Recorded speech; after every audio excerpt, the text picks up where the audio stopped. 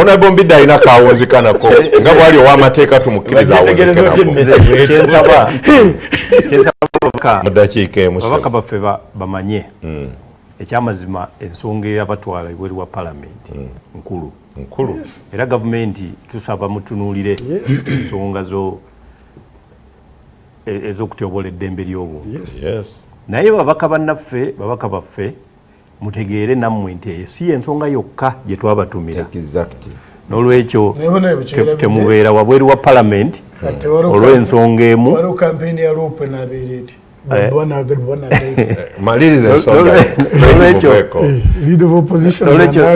nze nsaba ababaka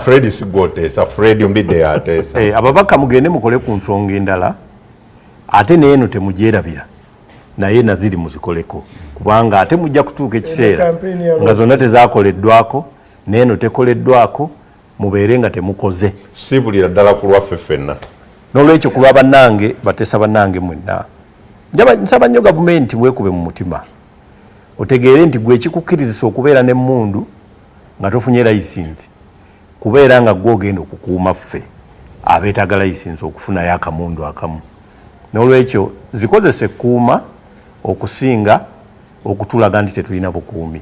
Ekyokubiri, wuliriza nnyo abatono kye boogera. Ekintu ekitono kisobola okumalawo ekinene.